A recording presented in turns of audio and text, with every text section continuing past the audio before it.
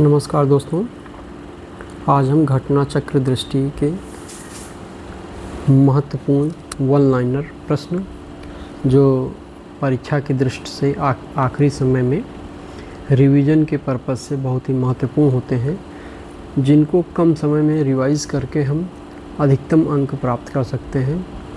तो बिना किसी देरी के हम शुरू करते हैं घटना चक्र दृष्टि, जिसमें हम सबसे पहले राष्ट्रीय परिदृश्य को कवर करते हैं।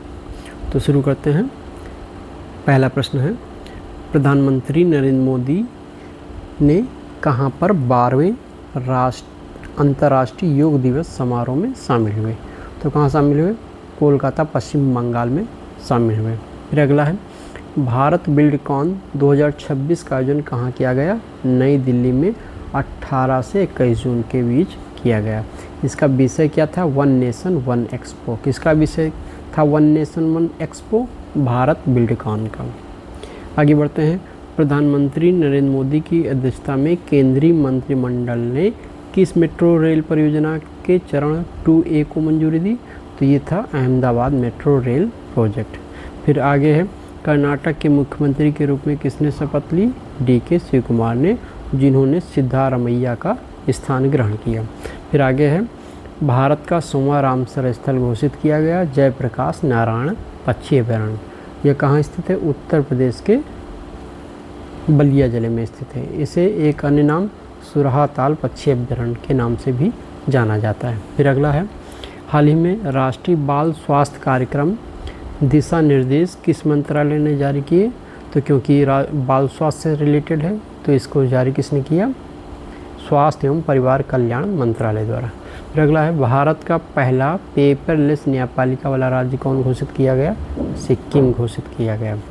अगला है, तमिलनाडु के मुख्यमंत्री पद की शपथ किसने ली? C जोसेफ विजय ने।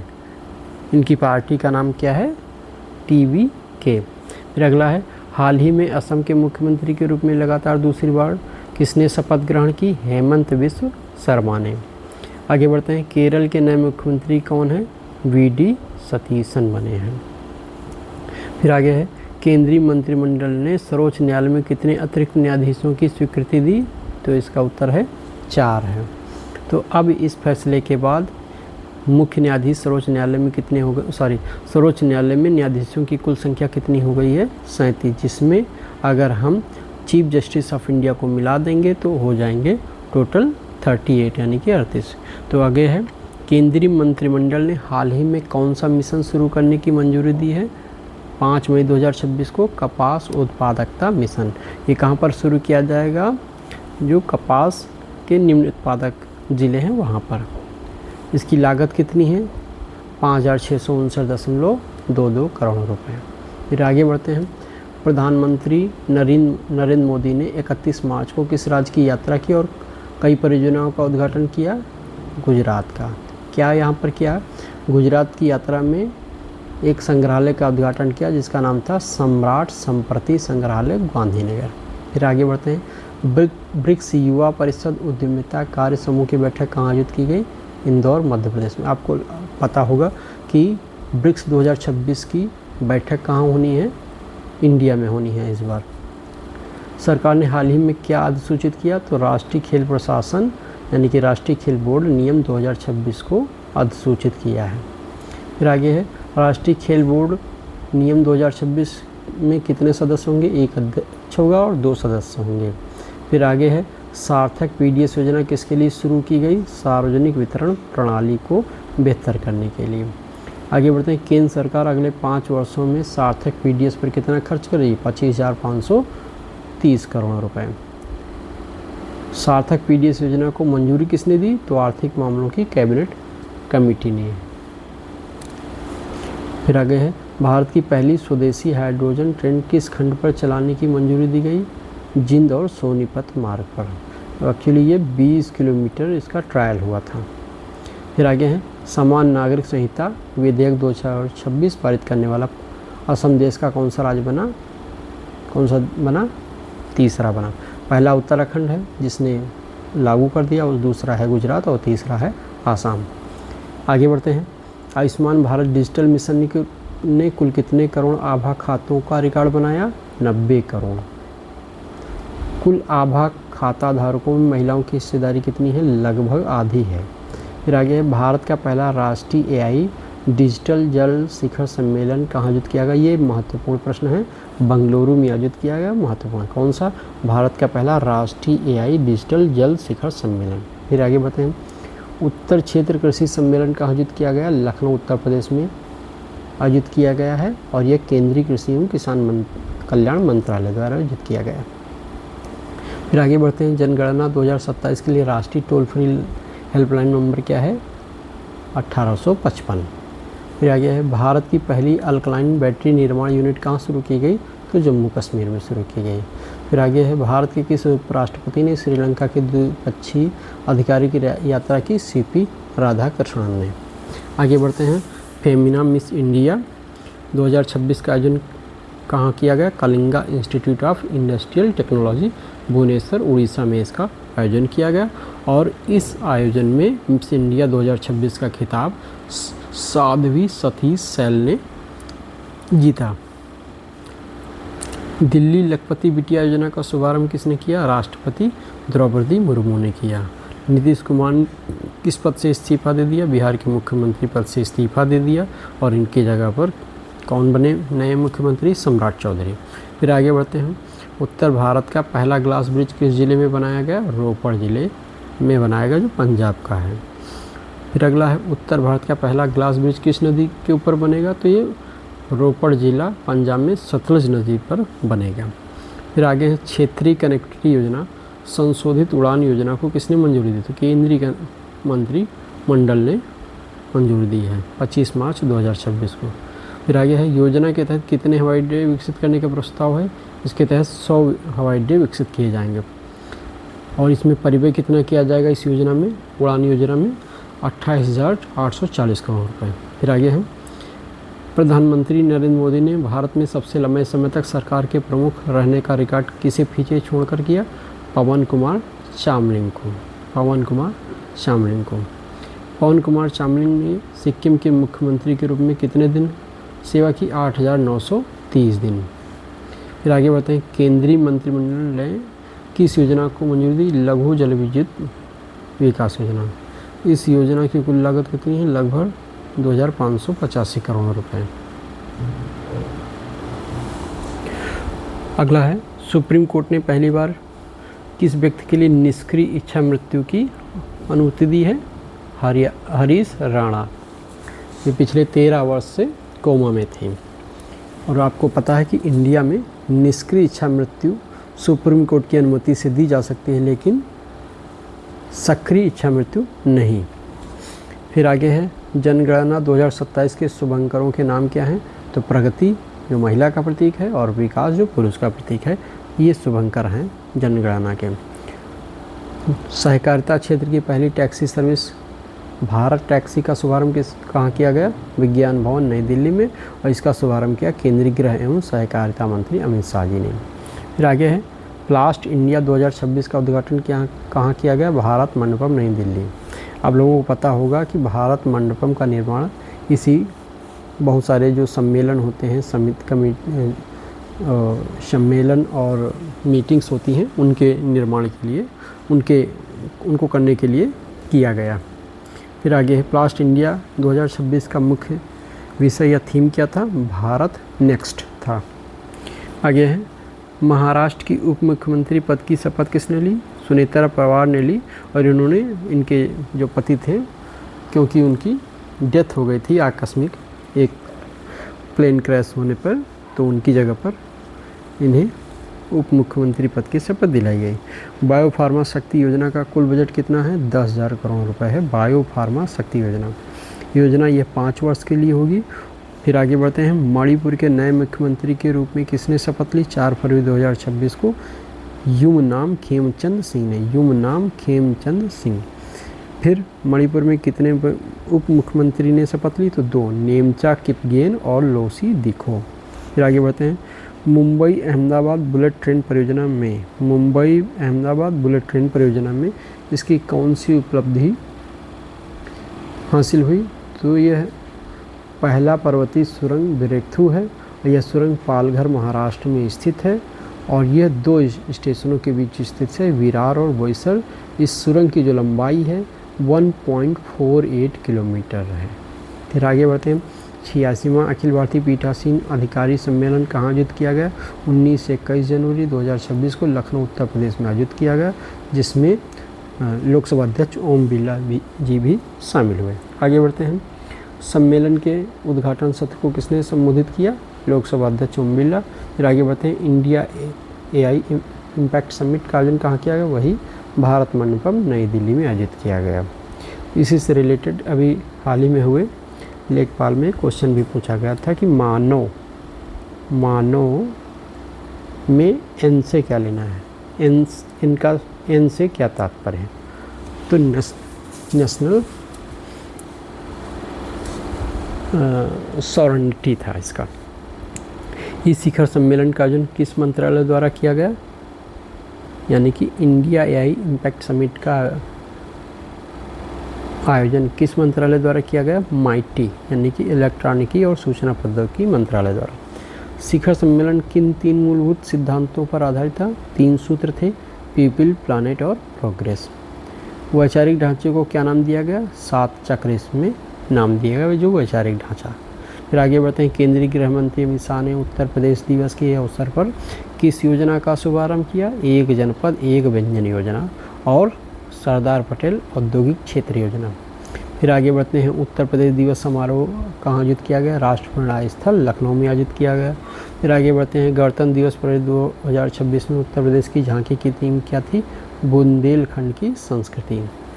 संस्कृति मंत्रालय की झांकी की थीम क्या थी? वंदे मातरम 150 वर्षों का सफ़र। फिर आगे बढ़ते हैं। केंद्रीय मंत्रिमंडल ने किस योजना को वर्ष 2030 से 31 तक जारी रखने की मंजूरी दी? अटल पेंशन योजना। अटल पेंशन योजना को 2030 से 31 तक जारी रखने की मंजूरी दी है। आप लोग ये ध्यान दीजिए कि इसमें ये नहीं कि सभी प्रश्न इम्पॉर्टेंट हैं, यद्यपि कि इसमें मैक्सिमम इम्पॉर्टेंट है लेकिन सभी नहीं है। तो ये आप अपने एग्ज़ाम की दृष्टि से आप देख सकते हैं। फिर आगे बढ़ते हैं। Messrs VSR ventures private limited का लियरजेट 45 विमान किस मार्ग पर उड़ान भरते समय दुर्घटनाग्रस्त हो गया? बारामती में, मुंबई बारामती मार्ग पर वही। और इसमें कुल कितने लोग सवार थे? 5 लोग सवार थे। इसी में अजीत पवार जी की मृत्यु हुई, जो महाराष्ट्र के उप मुख्यमंत्री थे। फिर आगे है। भारतीय विशिष्ट पहचान प्राधिकरण द्वारा जारी आधार के नए शुभंकर का नाम क्या है? उदय है। फिर आगे है। अमूर्त सांस्कृतिक विरासत की सुरक्षा के लिए यूनेस्को अंतर सरकारी समिति के 20वें सत्र की मेजबानी कहाँ की गई? 8 से 13 दिसंबर 2025 को नई दिल्ली में की गई। इस सत्र की अध्यक्षता किसने की? विशाल V शर्मा ने की, जो यूनेस्को में भारतीय स्थायी प्रतिनिधि हैं। फिर आगे बढ़ते हैं। इसी सत्र में भारत से किससे मानवता की अमूर्त सांस्कृतिक विरासत की प्रतिनिधि सूची में शामिल की गया? दीपावली को। फिर आगे बढ़ते हैं। दीपावली को शामिल करने के बाद यूनेस्को की सूची में भारत की कितनी अमूर्त सांस्कृतिक विरासत हो गई हैं? तो 16 हो गई हैं। फिर आगे बढ़ते हैं। भारत ने कहाँ पर अपनी पहली स्वदेशी हाइड्रोजन ईंधन सेल से चलने वाली यात्री पोत का व्यावसायिक संचालन शुरू किया? वाराणसी में। फिर आगे बढ़ते हैं। बिहार पुलिस ने किस विशेष दस्ते के गठन की घोषणा की है? अभया ब्रिगेड। ये जो हम करा रहे हैं प्रश्न घटना चक्र दृष्टि के 1 लाइनर महत्वपूर्ण प्रश्न, ये लोअर PCS, BPSC और आने वाला जो UPPCS प्री एग्ज़ाम है उन सब के लिए समान रूप से महत्वपूर्ण है। यद्यपि कि अभी PCS के 4 से 5 महीने हैं, लेकिन फिर भी ये महत्वपूर्ण है। अगर आप अभी कर लेंगे तो बाद में आपको थोड़ा सा सहज होगा। फिर आगे बढ़ते हैं। 23वें भारत रूस वार्षिक शिखर सम्मेलन का आयोजन कहाँ किया गया? नई दिल्ली में 4 से 5 दिसंबर 2025 को। भारत अंतर्राष्ट्रीय विज्ञान महोत्सव कहाँ आयोजित किया गया? पंचकुला हरियाणा में आयोजित किया गया। हुआ कब था ये? 6 से 9 दिसंबर 2025 को। फिर आगे बढ़ते हैं। भारत अंतर्राष्ट्रीय विज्ञान महोत्सव 2025 का मुख्य विषय क्या था? विज्ञान से समृद्ध आत्मनिर्भर भारत के लिए। विज्ञान से समृद्धि आत्मनिर्भर भारत के लिए भारत अंतर्राष्ट्रीय विज्ञान महोत्सव का मुख्य विषय था या थीम थी। फिर आगे बढ़ते हैं। ऊर्जा स्वच्छ वायु अनुसंधान केंद्र ऊर्जा और स्वच्छ ऊर्जा और स्वच्छ वायु अनुसंधान केंद्र CREA की रिपोर्ट के अनुसार नवंबर 2025 में भारत का सबसे प्रदूषित शहर कौन सा रहा? गाजियाबाद, उत्तर प्रदेश का। फिर आगे बढ़ते हैं। बायो CNG और उर्वरक संयंत्र का उद्घाटन किसने किया? केंद्रीय गृह एवं सहकारिता मंत्री अमित शाह जी ने। बायो CNG और उर्वरक संयंत्र कहाँ उद्घाटित हुआ? वाव, थराद, गुजरात में ये किया गया। एक माह में सर्वाधिक सौर पंप स्थापना की उपलब्धि के लिए किस राज्य ने गिनीज वर्ल्ड रिकॉर्ड बनाया? महाराष्ट्र ने। कितने बनाया इन्होंने? सौर पंप लगाए 45,911। फिर आगे बढ़ते हैं। विश्व आपदा प्रबंधन सम्मेलन 2025 कहाँ संपन्न किया गया? देहरादून में। ये वेरी इंपॉर्टेंट है आगे आने वाले लोअर पीसीएस के लिए। फिर आगे बढ़ते हैं। इंडिया इंटरनेट गवर्नेंस फोरम का आयोजन कहाँ किया गया? ये 27 से 28 नवंबर 2025 को नई दिल्ली में आयोजित किया गया। आगे बढ़ते हैं। ये कौन सा संस्करण था? तो ये 5वां संस्करण था। किसका? इंडिया इंटरनेट गवर्नेंस फोरम का। फिर आगे बढ़ते हैं। काशी तमिल संगमम कहाँ आयोजित किया गया? वाराणसी में। फिर आगे बढ़ते हैं। देश भर में सरदार @150 यूनिटी मार्च किसकी 150वीं जयंती पर शुरू हुआ? तो ये सरदार वल्लभ भाई पटेल की जयंती पर। आगे 16वें वित्त आयोग ने अपनी रिपोर्ट सौंप दी। किसे सौंपी? तो राष्ट्रपति को 17 नवंबर 2025 को अपनी रिपोर्ट सौंप दी। यह रिपोर्ट यानी कि जो 16वें वित्त आयोग की जो रिपोर्ट है वो किस अवधि के लिए है? 2026-27 से 2030-31 के लिए मान्य होगी। 16वें वित्त आयोग के अध्यक्ष कौन थे? डॉक्टर अरविंद पनगड़िया थे। फिर आगे बढ़ते हैं। नीतीश कुमार ने कौन सी बार बिहार के मुख्यमंत्री पद की शपथ ली? तो 10वीं बार इन्होंने मुख्यमंत्री पद की शपथ ली थी। आगे बढ़ते हैं। भारत ने किस बीमारी के लिए पहली स्वदेशी क्रिस्पर जीन थेरेपी शुरू की है? तो ये सिकल सेल रोग के लिए। सिकल सेल रोग के लिए क्रिस्पर जीन थेरेपी शुरू की गई है। फिर अगला है अंतर्राष्ट्रीय आर्य महासम्मेलन 2025 कहाँ आयोजित किया गया? नई दिल्ली में आयोजित किया गया 30 अक्टूबर से 2 नवंबर तक। महासम्मेलन की किस उपलब्धि में आयोजित किया गया था? आर्य समाज की 150वीं वर्षगांठ और महर्षि दयानंद सरस्वती की 200 जयंती के उपलक्ष्य में यह सम्मेलन हुआ था। फिर आगे बढ़ते हैं। अंतर्राष्ट्रीय सौर गठबंधन सभा का 8वां सत्र कहाँ आयोजित किया गया? भारत मंडपम नई दिल्ली में आयोजित किया गया और इसकी थीम थी इस सत्र की एक सूर्य, एक विश्व और एक ग्रिड। अंतर्राष्ट्रीय सौर गठबंधन सभा का 8वां सत्र आयोजित किया गया भारत मंडपम नई दिल्ली में और इसका जो थीम था वो था एक सूर्य, एक विश्व, एक ग्रिड। आगे बढ़ते हैं। आदर्श युवा ग्राम सभा पहल का शुभारंभ कहाँ किया गया? नई दिल्ली में आयोजित किया गया। यह पहल किन मंत्रालयों का संयुक्त प्रयास है? पंचायती राज मंत्रालय, शिक्षा मंत्रालय, स्कूल शिक्षा और साक्षरता विभाग और जनजातीय कार्य मंत्रालय की ये संयुक्त पहल थी। फिर आगे बढ़ते हैं। दीपोत्सव 2025 में कुल कितने दिए जलाकर विश्व रिकॉर्ड बनाया? 26,17,215। दीपोत्सव 2025 आपको पता है उत्तर प्रदेश की सरयू नदी के तट पर।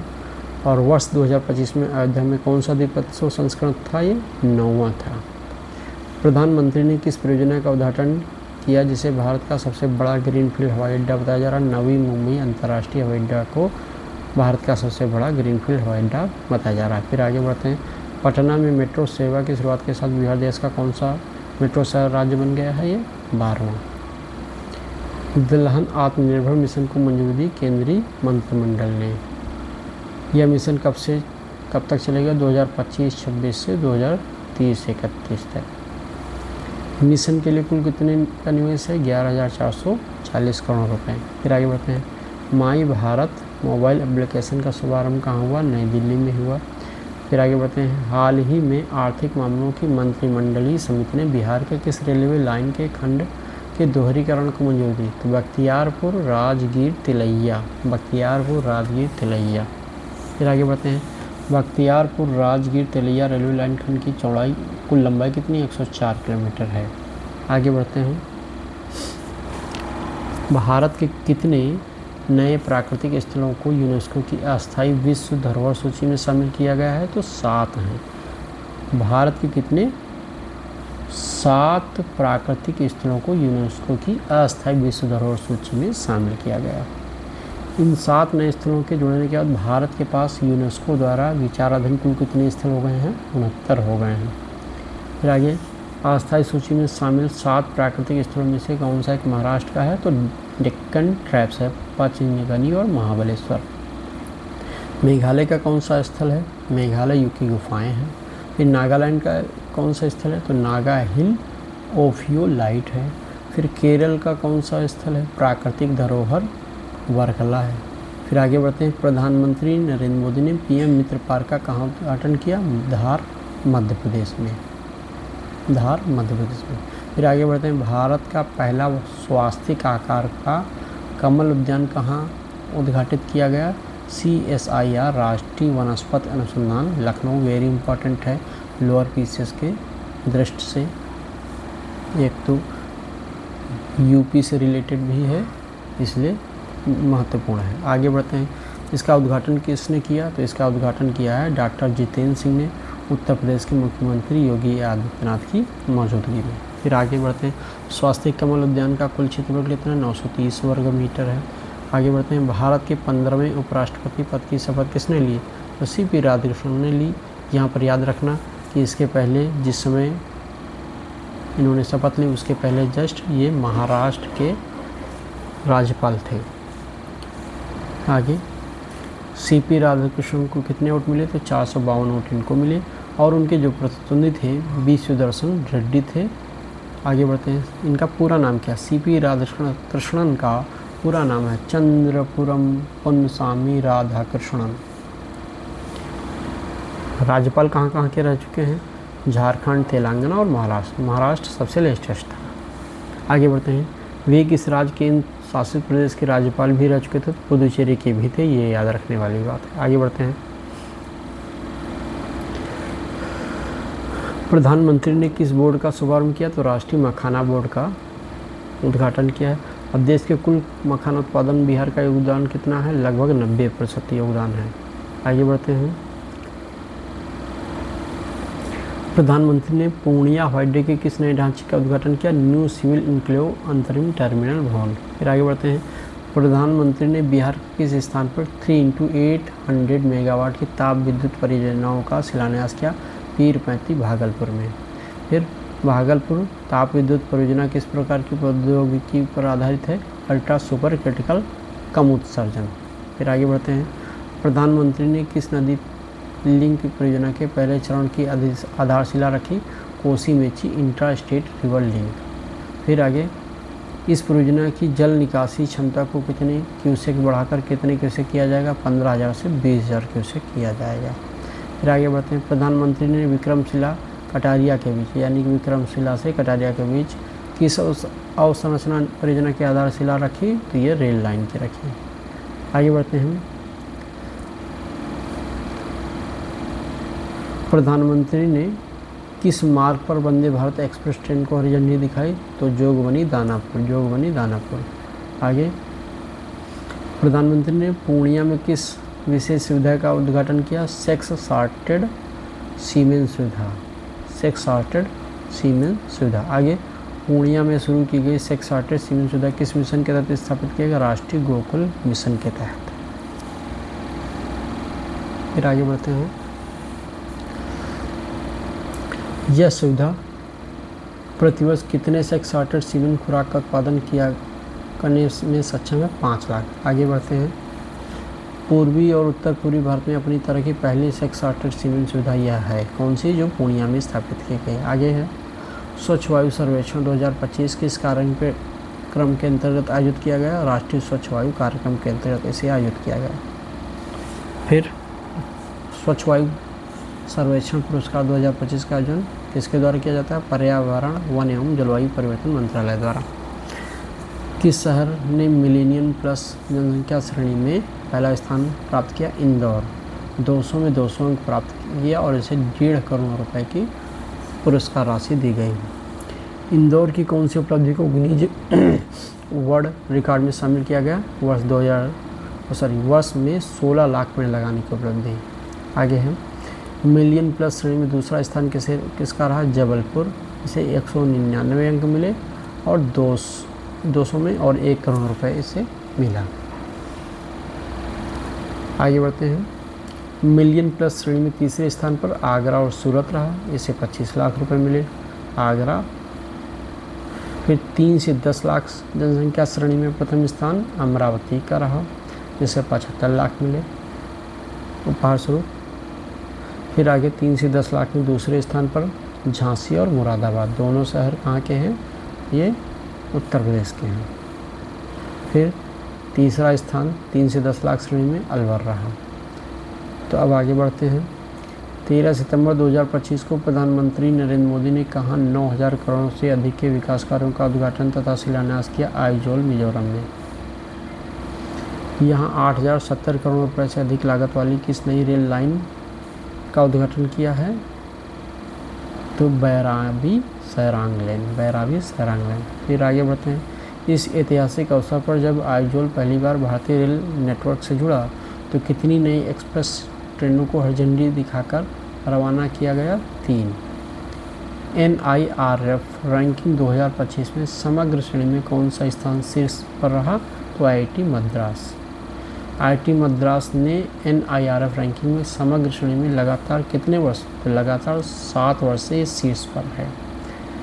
PM विकसित भारत रोजगार योजना की घोषणा किसने की, प्रधानमंत्री नरेंद्र मोदी ने। कब की थी, 15 अगस्त 2025 को लाल किले से।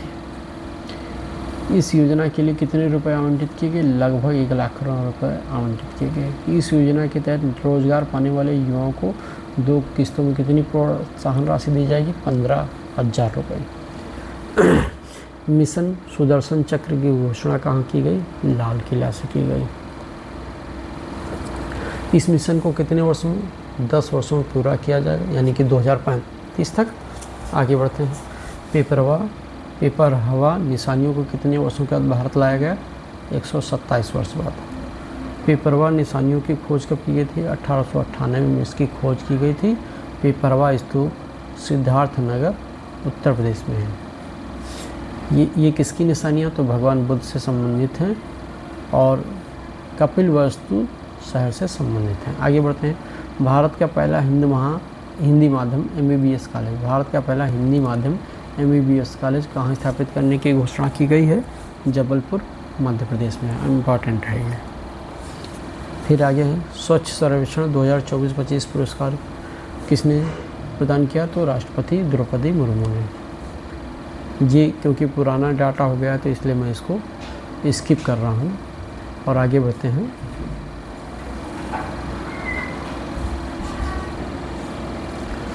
फिर अगला है, यूनेस्को की विश्व धरोहर सूची में किस भारतीय संपत्ति को शामिल किया गया है, तो मराठा सैन्य परिदर्श। और इसमें कुल 12 किले हैं, जिसमें से 11 महाराष्ट्र में है और एक क्या है, जिंजी का किला तमिलनाडु में है। फिर आगे बढ़ते हैं। तलाश पहल किसके लिए शुरू की गई है, तो एकलव्य मॉडल आवासीय विद्यालयों के लिए आदिवासी छात्रों के लिए तलाश शुरू किया गया। तो है ये क्या है, tribal aptitude life skill and self esteem hub, इसे नाम दिया गया है। आगे बढ़ते हैं।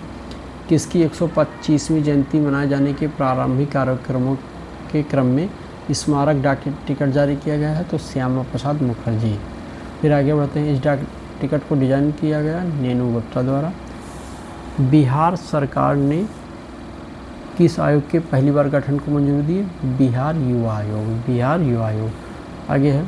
बिहार सरकार ने सरकारी नौकरियों में राज्य की मूल निवासी महिलाओं को कितने प्रतिशत क्षैतिज आरक्षण देने की नीति बनाई है, 35% आरक्षण दिया जाएगा।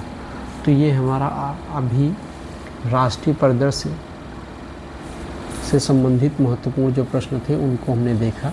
अगले वीडियो में हम बचे हुए जो प्रश्न हैं उनको देखेंगे। बहुत बड़ा वीडियो इसलिए नहीं बना रहे हैं ताकि आसानी से बहुत कम समय में धीरे धीरे हम